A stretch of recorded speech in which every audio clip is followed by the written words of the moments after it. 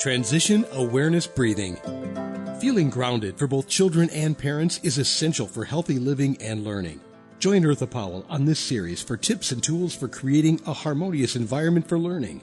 Transition Awareness Breathing will help you and your child find an individualized path to tackle change, promote lifelong learning, and discover new approaches to calmness. Welcome to Transition Awareness Breathing Podcast. Does this really work? Hi, everyone. It's me, Eartha. I've been doing these podcasts and teaching classes on mindfulness for a couple of years now. And, I've gotten to a point where a lot of the practices are kind of automatic and natural for me. And so, I'm wondering, is it me? Or do these practices really work?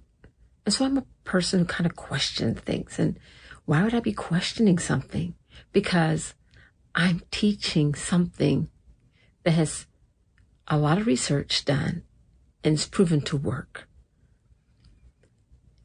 But when you get used to something, you wonder if it's still effective. So I was asking myself, how can I validate this with myself? Well, I took a challenge, and I would like to share my challenge with you. Over the past couple of weeks, months, maybe, I've been preparing for a big conference. I was invited to do a presentation in the corporate world, and I'm so honored to have that opportunity to present Transition Awareness Breathing to USAA. Thank you, USAA. Everybody, you guys are awesome. Thank you for having me. I'd like to share with my friends, my TAB friends, what I was going through as I was preparing for my presentation. And I was pretty stressed. I was pretty stressed. And that was good because I had the opportunity to be at the very peak of that bell curve. I talked about Dr. Nay's bell-shaped stress curve. I was definitely on the left-hand side, the right-hand side of the bell curve, which is, you're starting to get out of the best stress area. And so I recorded myself at different points as I was preparing for my presentation to teach mindfulness, relaxation, and awareness at the USAA campus. So I'll let you come up with determination. And I just thought it'd be an excellent opportunity to share this with you. Whether you're new at practicing mindfulness or maybe you've been practicing it for a long time, but you kind of slacked off. And maybe, you're like me, you use it, but you're not aware that you use it. So I hope this video serves as a validation that, number one, mindfulness, the research proves it works. And also, I hope that you can come away with and be open to a sustained practice lifestyle. So anyway, thank you so much for joining me. I hope that this helps. And I invite you to take the challenge. Later on, I'm going to invite some guests and see and pose the question, does mindfulness really work for you? Okay, here we go. So these are a few of the slides that I used. I went over raising awareness, body scan, the train exercise, and loving kindness. We went over what mindfulness is, and I did 4 brief mindful practices with participants. And this is how I prepared myself. So I'm doing a mindfulness walk. Just where I'm walking at is lots of rocks and small hills. I think it's really a great place to do a mindfulness walk because I really have to pay attention to my steps, and because the surface is so different everywhere. You see, this is so different. It really is. Doesn't take a lot of effort to pay attention to the different textures that surround me. And the steps what I'm thinking about is each step, each rock is hard, but it's a smooth surface. The rocks give foundation, they give landscaping, and so even among the rocks there's beauty. And as I prepare for this big conference, and what I saw as rocks and distractors, there's a foundation for practicing and getting the presentation better so that I can stay within my time frame and at the same time offer a practice that will be meaningful for people who are attending my session. And so all that's going through my mind right now as I just kind of do this walk and feel the breeze. And ooh, did you see that lizard? Oh, that is a lizard. You see that lizard? He's camouflaged. Zachariah's with me. I mean, he is really, isn't that way distractors? Sometimes they sneak up on you. And that's the way I felt like when my audio didn't work really well. It kind of snuck up on me because I had practiced, and all of a sudden, no sound. We're not going to catch the lizard. We're not going to, just kind of harbor on the lizard. I'm just going to let the lizard pass. Just like the train exercise. And actually, it's kind of cute. You see his little eyes? I'm not going to get to it. Bert, right? Yeah, Zacharias mentioned Bert, the betta fish.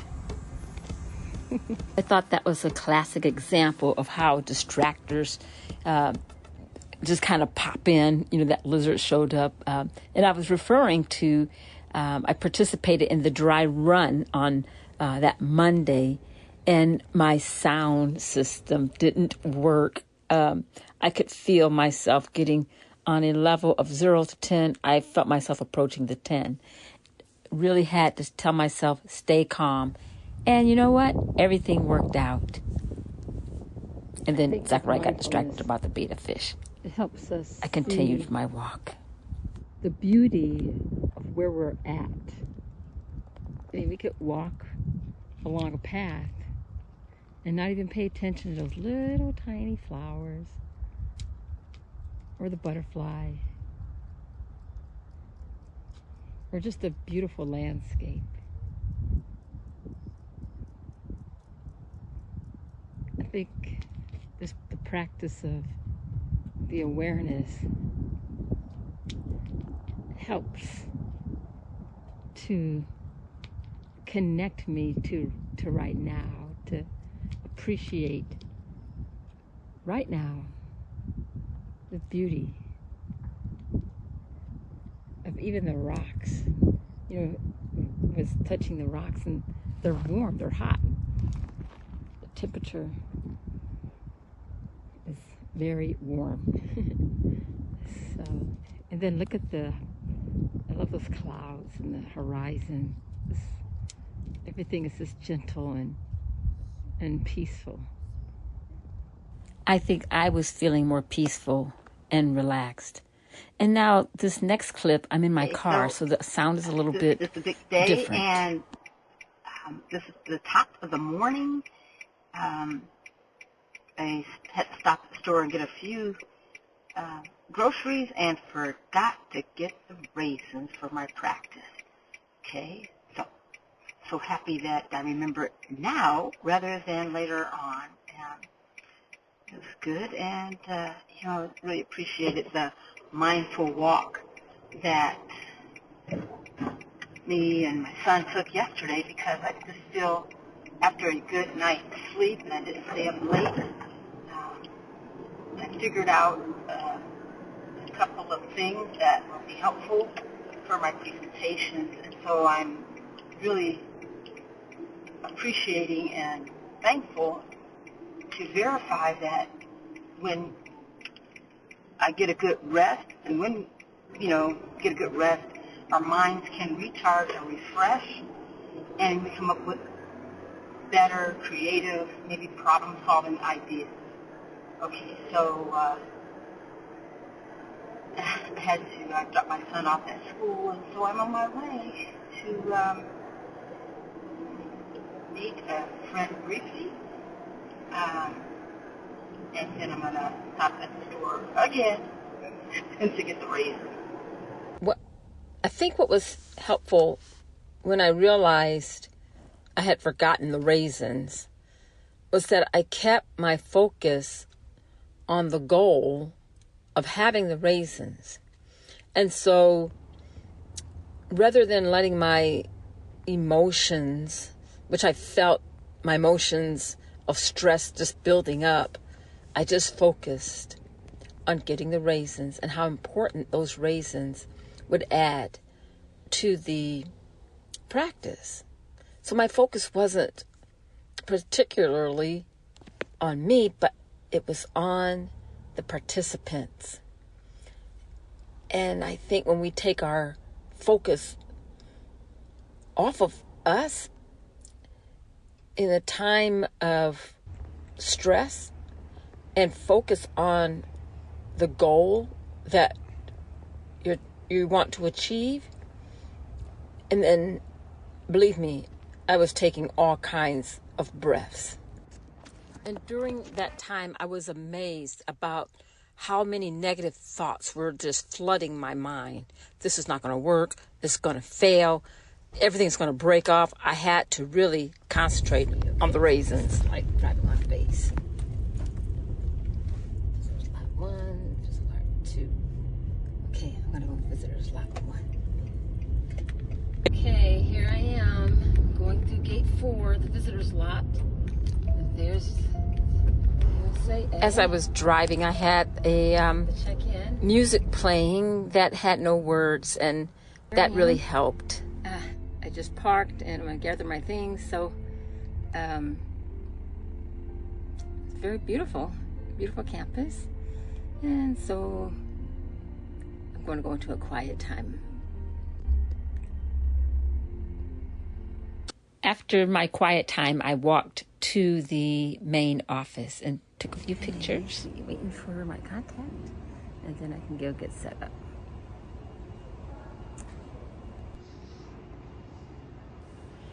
I noticed how bright the lobby was, and all the military ambiance, which I appreciated, being a prior Navy Nurse Corps officer. These are a few of the slides I presented. I was too nervous, to tell you the truth, to take a picture of the session, but it went beautifully. And Maria, she was one of the participants and one of the people who helped me. I was so happy. Oh my goodness.